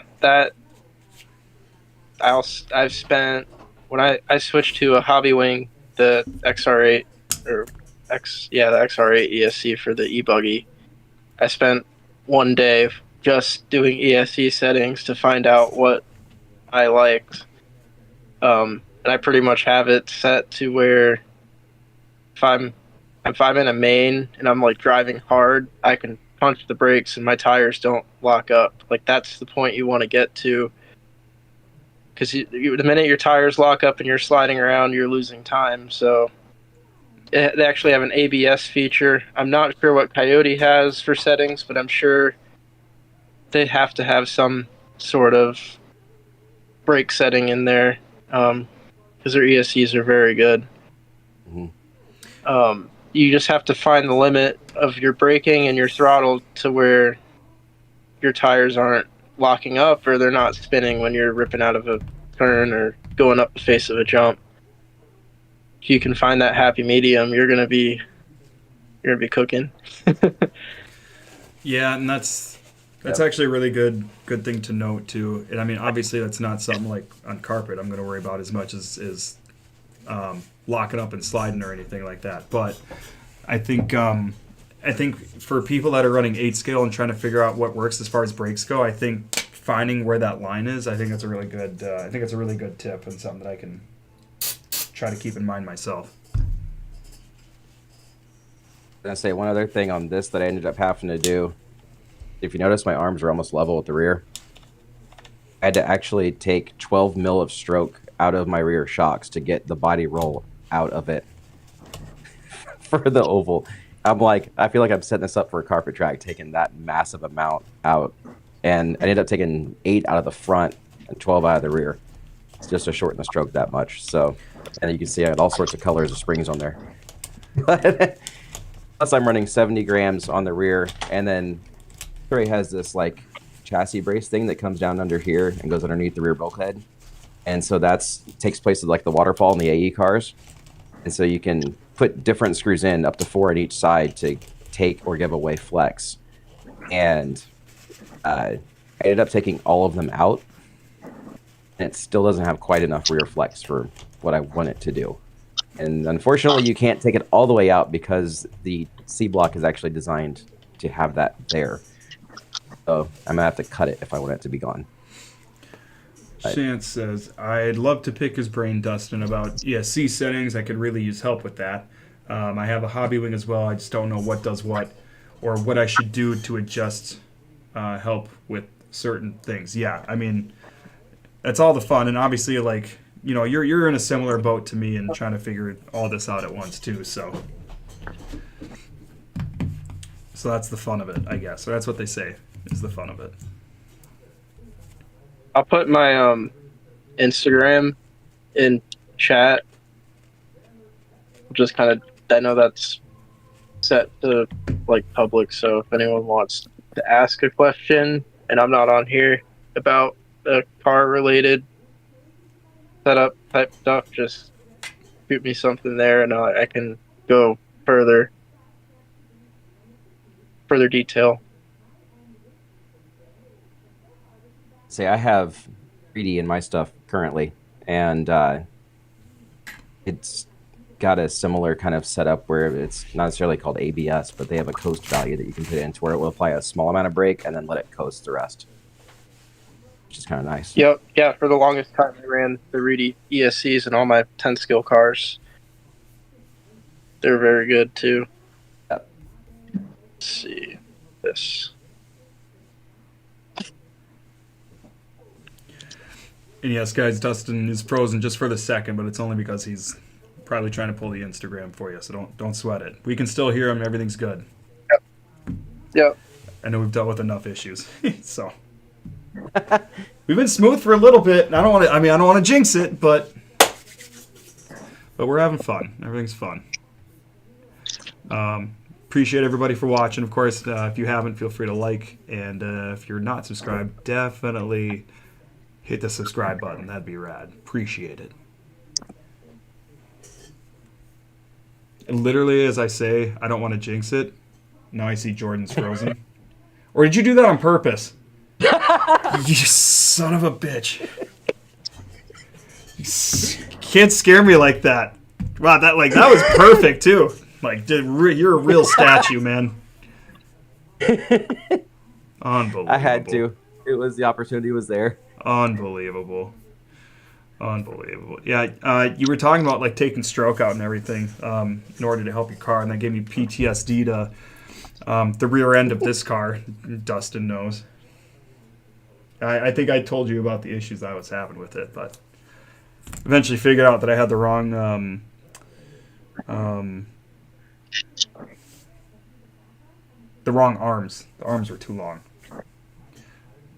Yeah, I messed up and told you the wrong part number. No, it's fine. I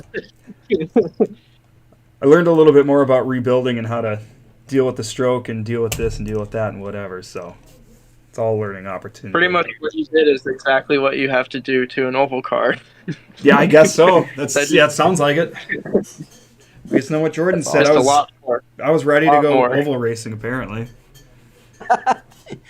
I should have drove down to Oklahoma. I could have done that J Concepts race last weekend. Absolutely. It'd been fun. Yeah. I mean, I'll try it. I'll definitely try oval racing. I'm not going to invest in getting an oval car, though. Oh, I mean, I will say seeing the fast guys in oval was like seeing the fast guys in off-road, though, if you've never seen them in person. Like going to a national event and seeing guys like Lutz and Tebow and Mayfield and JC3 and like those guys, it's like seeing them in person, you're like, oh, that's what fast looks like. Like, you know, and I grew up at a track where Michael Page and Tebow and Wiggins, and Michael Page was our house guy, and then Tebow and Wiggins would come and just hang out. And so I'd seen them in 10 scale format, but never in 8 scale format until a little later. And I was just like, you guys are nuts.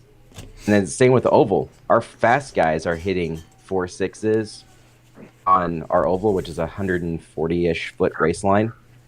And then the fast guys like Nathan Dean and Austin Smith come and they're clicking off 4.3s on the verge of 4.2s, and I'm like, how? And it's just nuts. And they're not just doing it once; they're doing it every single lap. Absolutely. I guess one of the last things I'm gonna do as far as the car goes, I got new diff fluid in there. I'm just gonna let that air out a little. I'm gonna try to glue these sidewalls. I have Gorilla Glue, and I haven't used that before. I've only glued my sidewalls once before. It was just regular CA, and somebody said try to use Gorilla. It's a little bit thicker and easier. And because when I tried to do it with CA, it was a disaster. It ran all along my treads and everything. So one thing I don't have that I see a lot of people use, that accelerant. You spray it in the cup, put it over the tire, dries clear instantly. Yep. I'm sure Jordan's about to pull some out and throw it through the screen so I can get some. Nope. That watery stuff. Uh-huh. Yeah, you don't need any accelerant with used thin. Well, You just gotta be cool quicker. That's all. yeah, that's probably my issue. Ooh, that comes out quicker than I thought. Okay, so let's do this. Oh yeah, it is thicker, so at least I can get it on there and then just kind of move it around my finger a little bit, and it'll be all right. But yeah, I've seen a lot of people use Gorilla Glue. It's not as thin as the AKA thin used to be. I don't know if you ever used the AKA thin, but that stuff literally, I swear it was thinner than water. Oh my God. Like, how is it that just whoosh, oh crap. Yeah, I have a dedicated wore out Allen wrench, like a 2.0 in my box I just used for spreading glue. It's got globs all over it. Nice. I think we all have those at some point or another. Oh yeah, Around. this is much better than I even expected it. That's pretty slick. I've never heard of that. I'll have to try what you're doing with the Gorilla Glue. Yeah, I've heard a lot of people use it, and I mean it seems pretty easy to work with. Spreads around pretty. Do you guys do or anybody in the chat too? Let me know. Are you guys doing multiple layers? Like you let it dry, do another layer? That's something I've heard of. I don't know if that's a thing a lot of people do or what.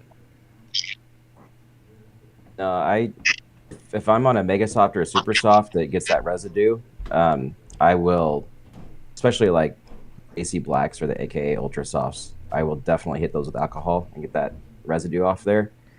And then make sure the wheel's clean, and then just hit it with one good.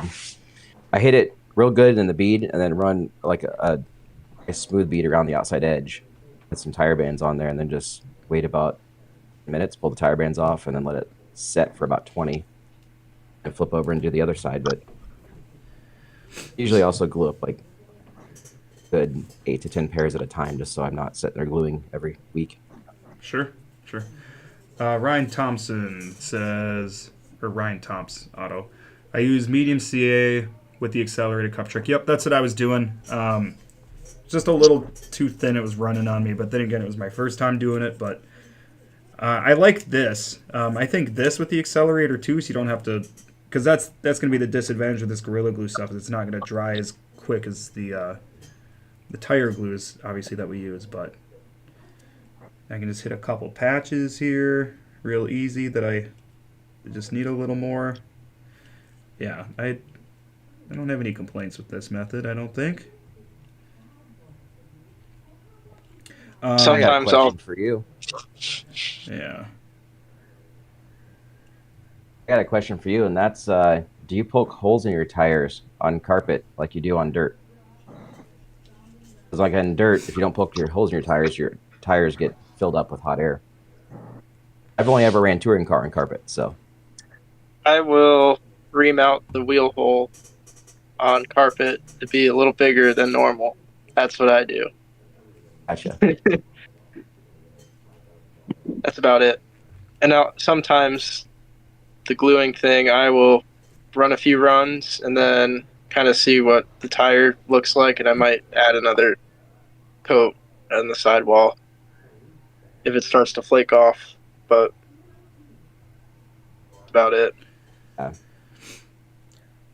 think I did the same with my car tires. I'd usually just watch it every run or so and just make sure it's not cracking up too bad. Brian Toms. I don't honestly think there is a truly right or wrong way. Yeah, and I mean, and that's one of those things that's beautiful about the hobby, right? Is we figure out our own ways, and when we're learning, we try what other people do too, just because that's all we can do, honestly. Let's There see is a here. wrong way. Yeah, yep, that's a good point. Yep, there's always a wrong way. A big for hump sure. in your tire, and all of a sudden it looks like it's an off-balance tire going down the track, and your whole thing's doing this. 100%. I've done that. It's fun. Let's see. What else do we got going on here? Is there anything else that we want to watch while we're here? And I'll finish up the tires. We can kind of work on wrapping up the stream as a whole. But, yeah, I don't know if there's any other good monster truck things that we can share from your driving, Dustin, or if you can think of anything there, Jordan.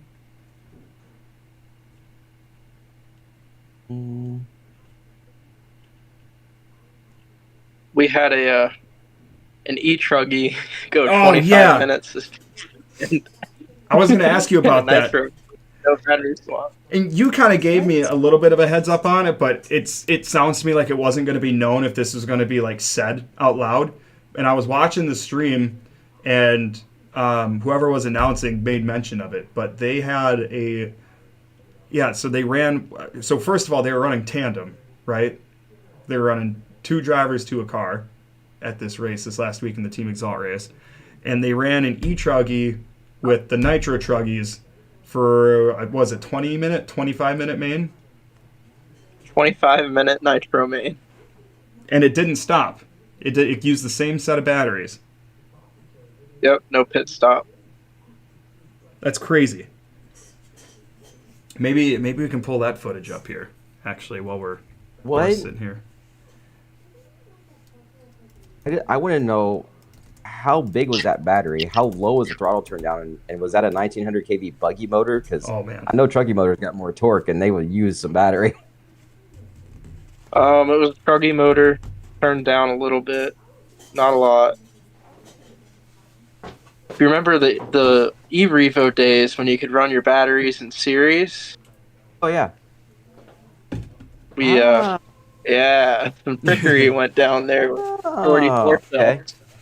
So, not necessarily one big battery, but two 4 cells in series is what it turned down to.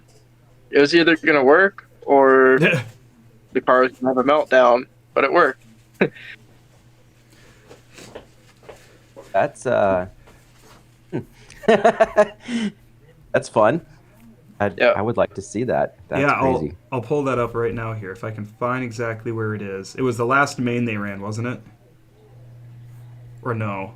I believe this race 20? 20 or 21 or 22. Okay, I'm on 20. What class was that? Pro Nitro Truggy. Pro Nitro Truggy, okay. There's race 24. Pro Nitro Buggy. Open Nitro Buggy. It's funny, in the beginning, they had a rollover and they flipped. Buggy. Marshall grabbed the car and thought it had flamed out because it wasn't running. Oh, so no. the Marshall walked the car back to the front of the track. Oh, no. Oh, man. That's fun. Nitro Buggy. Open E-Buggy. 40 plus E-Buggy. Oh, I think I found it. It was a 2-driver race? It was just... it was the younger one, Caden Fuller, and Nate Sutherland were just wanted to see if they could do it. Like one person on throttle, one person on steering. Yeah. That's awesome. I mean, Silly. you put 2 fast guys together doing that, it's kind of like a cheat code. Yeah. It's silly, but... It's still surprising it works that well. Here it is. So it was a 25-minute main. Let me get it pulled up here. Done no Marshall races like that before. Those are fun. I did a race somewhere like that where it was blindfolded. So one person was driving, but the person had to tell them inputs. That's crazy. Yep. Yeah, we did that at our track that I had back in Illinois, and it.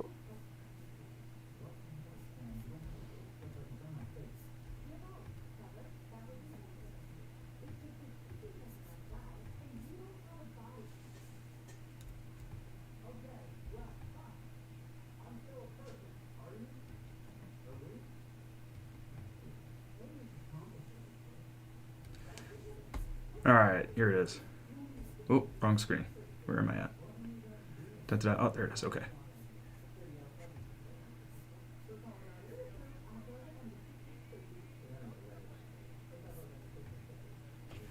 Now, this is the... Is it the Fuller car? That's the electric? Okay. So, was everybody tandem in this race, or was it just the two? So it was Ryan Harris's car and the Fuller car? Okay.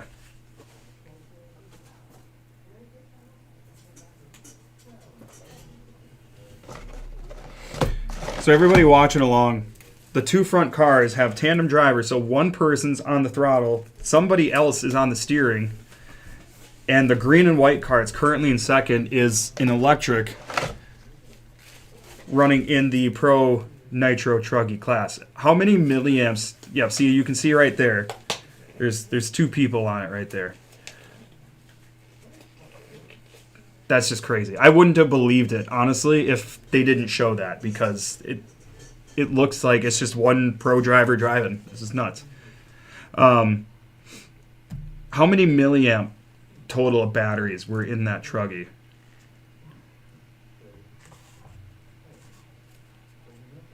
12,000. I think when you told me this was going down, I think I texted you back. I'm like, watch, this is going to be a thing now. That's just going to happen everywhere. Now we're going to have 25-minute electric mains.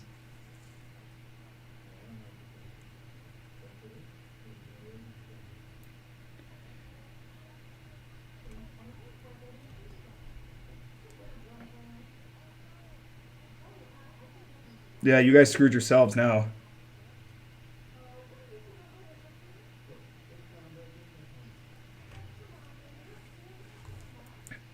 Yeah, that's the problem. And then, I mean, I don't know how many cars you're easily gonna have the option to mount that second pack in a series either.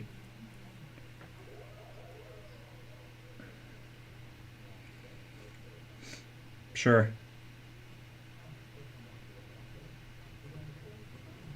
Sure.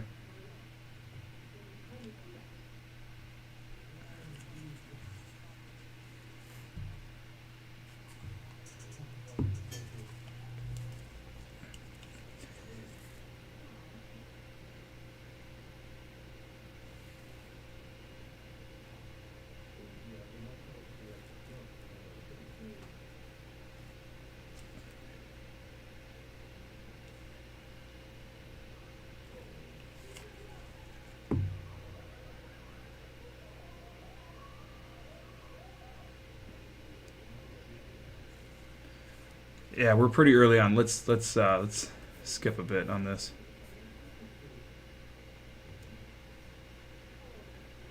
Let's see, 353. Yeah. Because I hate getting glue on my hands. Fair? Oh, no, I was, but you can't get super glue off that easily. As much as I wish you could. This would take anybody else way less time than it's taken me. I am just too tedious and I don't know what I'm doing, so. But getting it even, I guess, is my main concern. I should get some of that glue accelerant just so at least it dries clear. If anything. Just because I'm picky.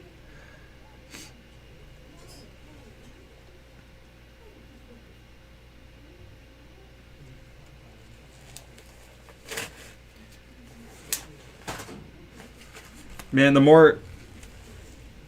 It's what?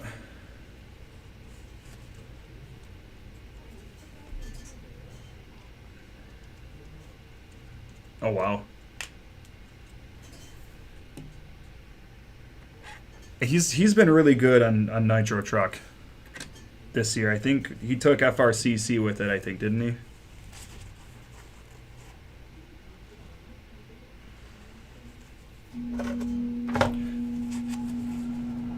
Yeah, because I think he already had it locked in.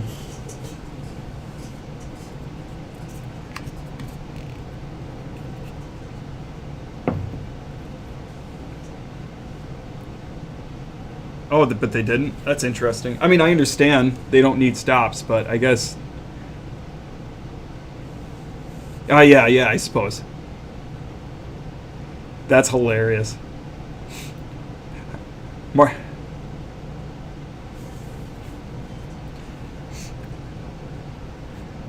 I guess the marshal wasn't quite privy to what was going on.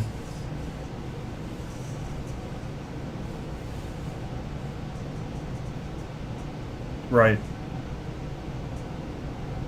Rap.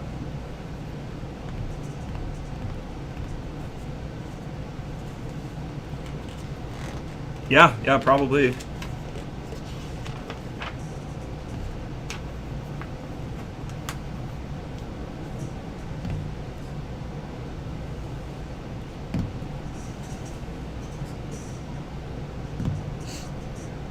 I'll have to... I think you sent me a picture of it. I'll have to send it over to you.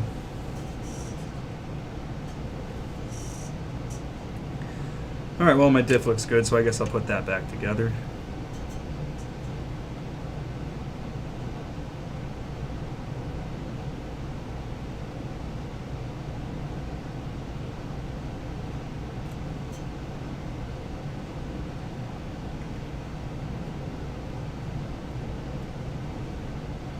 Go.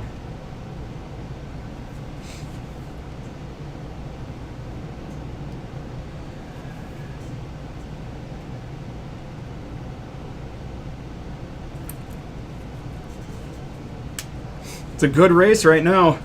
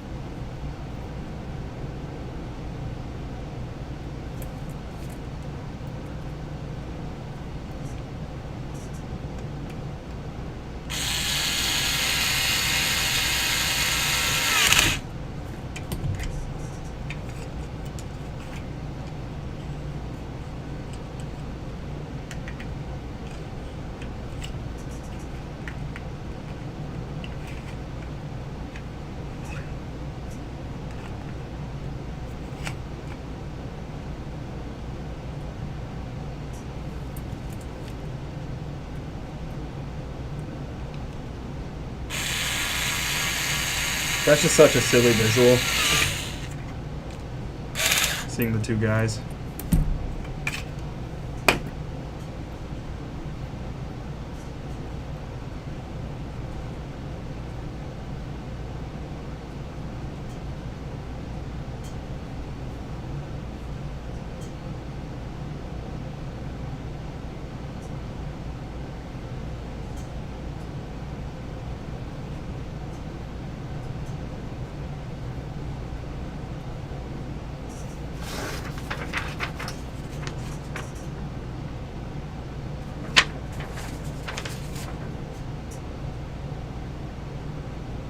It's just the silliest thing. I love it.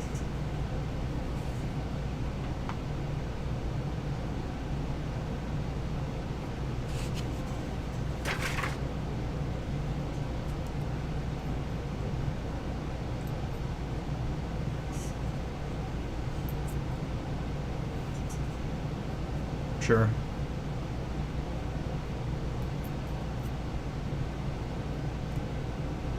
That should be what it's all about.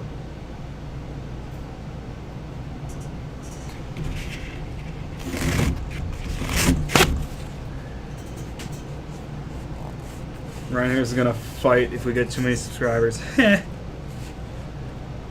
We might get a chance to fight. We'll see if early talks end up working out or not. Hopefully.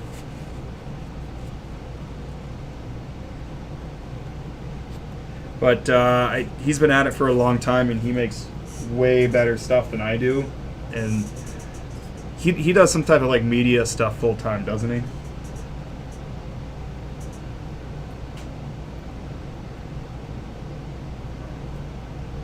Nice.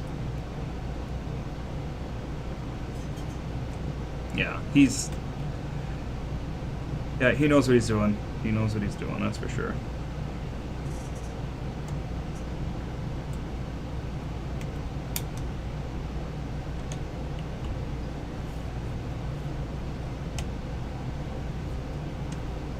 Sure.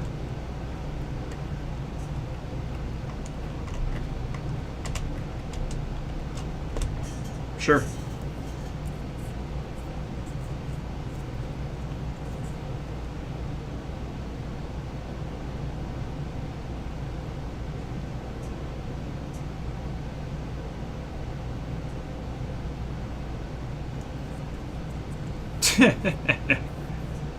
Just silly. Pretty cool though. The whole thing looked like a whole event looked like a pretty good time. Nothing wrong with that at all. But I don't know, boys. Any other thoughts, comments, concerns? Anything from you two?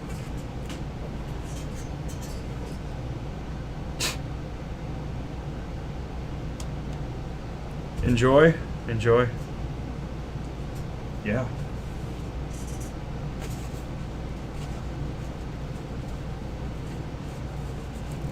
Yeah. One of these days maybe we can do something in person with one of or even both of you someday. Who knows? But all right, guys. Thanks for watching. Oh, wait a second. Yeah, I think yes, person that said it. I think their sound was messed up, and now I just realized it. So it's a learning experience. So thanks, Steve, for pointing that out. TJ says Ryan seems nice. I think you can take him though. Just make sure to fight dirty.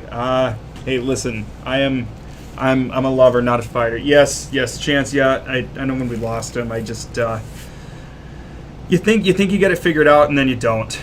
You know, and then you just get kicked in the balls again. But that's life. So, well, other than that, thank you, Jordan. Thank you, Dustin. Both of you very much for popping on. Really appreciated. I'll make sure I send you the 50 cents that we're going to end up splitting that this video is probably going to make. So yeah, if you guys make sure you go down to the description. Dustin's channel is tagged. Jordan's channel is tagged. Combustion RC. I know Dustin plans to try to get into some YouTube stuff at some point here. Not sure when, but he's getting settled back in Florida. He just moved across the country again, so that all takes time. But so yeah, make sure you go subscribe to their channels, and of course subscribe here if you're not subscribed already, like the video and all that. And like Dustin said, make sure you hit him up on Instagram as well if you have any racing questions or anything like that. And Jordan would also be able to help you out on that front as well. Check out Combustion RC on Facebook as well and get a hold of him there. So thank you again, boys. Thanks to everybody that watched, and we'll see you in the next stream, whenever that may be. New video drops on Sunday. Check